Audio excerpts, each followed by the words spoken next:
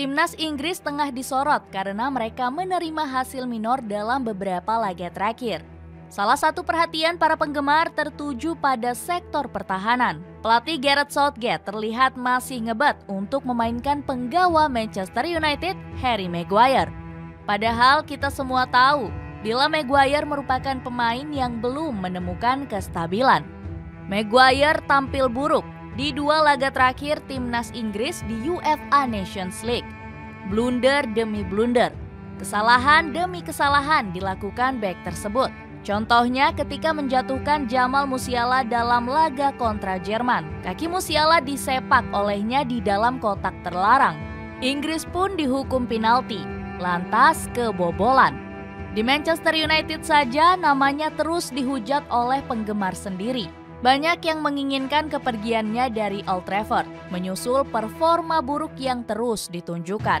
Sejauh ini, Maguire tidak lagi jadi pilihan utama manajer Erik ten Hag. Duet bek tengah dipercayakan kepada Varane Martinez yang kerap menciptakan hasil positif. Dalam hal ini, Southgate jadi panen celaan, karena dia sejatinya masih memiliki nama pemain yang lebih kompeten dan teruji untuk mengawal lini pertahanan tim Tiga Singa. Siapa lagi kalau bukan Fikayo Tomori. Ex-penggawa Chelsea itu telah menunjukkan peningkatan yang luar biasa sejak bergabung dengan AC Milan. Sampai saat ini pun dirinya masih diandalkan di lini belakang I Rossoneri. Legenda Inggris Gary Lineker bahkan ikut menyoroti pilihan Southgate. Dia menyarankan agar Tomori memulai pertandingan sejak awal ketimbang Harry Maguire. Namun Southgate terus berdalih dengan berkata bahwa kehadiran Maguire di skuad The Three Lions sangat penting. Saya tahu bahwa semua orang berkata kalau Harry adalah pemain penting bagi saya. Tapi menurut saya Harry adalah pemain penting di tim. Ia adalah salah satu pemain yang memberi kami kesempatan tinggi untuk meraih kemenangan, ujar Southgate seperti dilansir dari Football Italia. Padahal jika mau merenungi pilihannya di lini belakang, sekali lagi Fikayo Tomori sangat layak ditaruh di barisan 11 pertama. Awal pertemuan dengan AC Milan. Tomori merupakan pemain muda berbakat dengan tipe permainan eksplosif. Dia yang sudah memulai karir profesional bersama Chelsea kerap menjalani masa peminjaman. Terhitung sejak tahun 2016, dia telah bermain dengan klub seperti Brighton and Hove Albion, Hull City, sampai Derby County.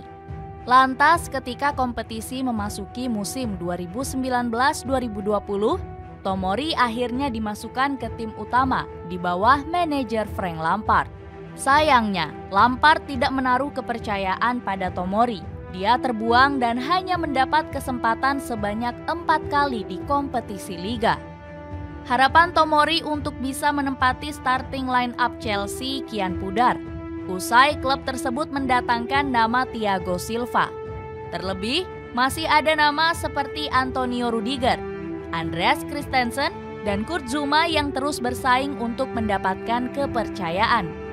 Alasan Lampard ketika itu adalah soal kemampuan. Ex-gelandang timnas Inggris tersebut menilai Tomori lemah dalam duel udara. Sang pelatih lebih memandang nama Kurt Zouma sebagai pemain yang punya potensi untuk memaksimalkan strategi yang diusungnya. Masa kelam di Chelsea lantas menjadi sesuatu yang tak ingin dipelihara oleh Tomori. Dia merasa punya kemampuan yang cukup untuk bersaing di tim utama. Maka ketika ada tawaran datang, dirinya langsung mempertimbangkan matang-matang. Tepat pada awal tahun 2021, Tomori mendapat kontak dari Milan melalui Paolo Maldini. Tanpa ragu, dia langsung membubuhkan tanda tangan di atas lembar kontrak karena negosiasi yang dilakukan disebut amat meyakinkan. Tomori tak bisa menyangkal bila Maldini adalah seorang bek legendaris. Maka ketika ada panggilan dari sang legenda, dia tak ingin menyia-nyiakan kesempatan yang datang untuk mengambil banyak pelajaran. Toh, Maldini mengaku jika dia sudah mengamati bakat Tomori sejak lama. Jika kami mengikutinya dan mencoba membawanya beberapa bulan lalu di musim panas, itu berarti kami telah melihat sekilas karakteristik yang tepat dalam dirinya. untuk hidup berdampingan dengan para bek kami, kata Maldini. Mulanya Tomori bergabung dengan Milan melalui status pinjaman. Dirinya pun menjadi pemain Inggris kedua yang bergabung dengan Milan setelah nama David Beckham pada tahun 2009. Dengan keyakinan dan semangat yang terus berkobar, Tomori bertekad memberikan yang dia punya untuk Milan. Dan benar saja, apa yang dijanjikannya itu pun menjadi kenyataan. Saya berjanji akan memberikan segalanya untuk AC Milan. Saya akan berjuang demi jersey kebanggaan ini, ujarnya. Seberapa hebat Fikayo Tomori? Tomori melakoni debut di laga derby melawan Inter Milan. Ketika itu di ajang Coppa Italia, Milan memang kalah dengan skor tipis 1-2. Akan tetapi, Tomori menunjukkan performa yang mengesankan. Dari mulai Paolo Maldini hingga Stefano Pioli sama-sama mengatakan bila Tomori punya mental yang kuat untuk bersaing dengan bek tangguh lainnya. Di setengah musimnya bersama AC Milan, Tomori bermain dalam 17 laga. Catatan itu terbilang sangat brilian mengingat Tomori berhasil menunjukkan kemampuan terbaik sebagai seorang pemain belakang. Dalam kesempatannya, Tomori ciptakan rata-rata 2,3 tackle per pertandingan, 1,1 intercept per pertandingan, sampai melakukan 3,1 sapuan per laga. Tanpa basa-basi, Maldini langsung meminta Tomori untuk bertahan dengan memberinya kontrak permanen.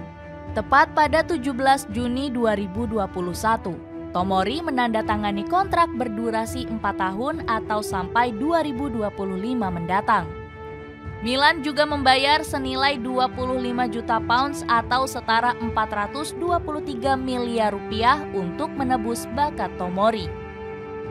Apa yang dilakukan Milan sama sekali tak berbuah penyesalan. Tomori bermain dalam 40 laga di semua kompetisi.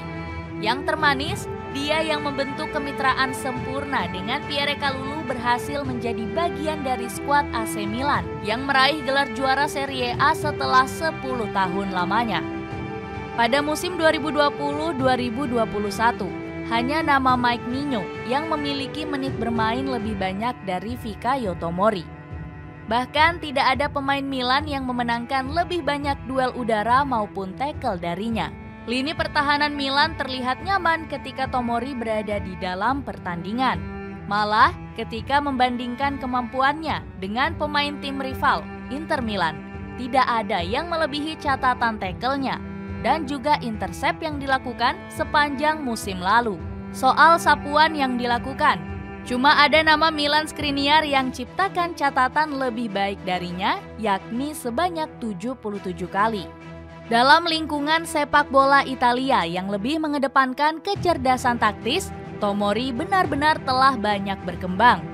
Kehebatan Tomori pun tentu tak luput dari pandangan sang pelatih Stefano Pioli. Pioli menyebut bila Tomori merupakan pemain dengan tipe agresif. Dia juga cepat dan mampu membaca permainan dengan baik. Insting mengantisipasi serangan lawan dimiliki oleh Tomori. Maka sulit bagi pemain lawan untuk melewatinya. Perpanjangan kontrak di Milan. Menyusul kemampuan yang ditunjukkan serta gelar Scudetto yang diberikan, Milan tak ragu untuk memberinya perpanjangan kontrak. Tepat pada 13 Agustus 2022 kemarin, Milan mengumumkan kontrak baru Tomori melalui media sosialnya. Tomori menyepakati kontrak baru berdurasi 5 tahun ke depan dengan kesepakatan baru. Dia bakal mendapatkan kenaikan gaji dan masa depan karirnya bakal aman di Milan. Dengan ini, kontrak baru Tomori sekaligus menunjukkan sikap Milan dalam proyek pembentukan skuad. Pada musim ini sendiri, Tomori masih terus bermain di skuad utama AC Milan. Dia terus diberi kepercayaan ketika Milan tampil di kompetisi lokal maupun Eropa. Kontribusinya pun tak jauh berbeda dengan musim sebelumnya. Dia masih terlihat nyaman ketika menjaga pertahanan Milan dan berpotensi mempertahankan gelar Scudetto yang diraih pada musim lalu. Catatan tackle-nya mencapai 11 dengan tingkat kesuksesan sebesar 91%.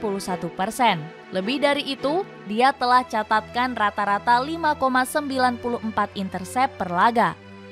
Maka, wajar bila kemudian banyak sekali pihak yang menyayangkan sikap Gareth Southgate dalam menahan nama Fikayo Tomori di bangku cadangan. Pelatih berusia 52 tahun itu harus segera membuka matanya lebar-lebar dan menyadari bahwa memang Tomori pantas dimainkan di lini pertahanan tiga singa.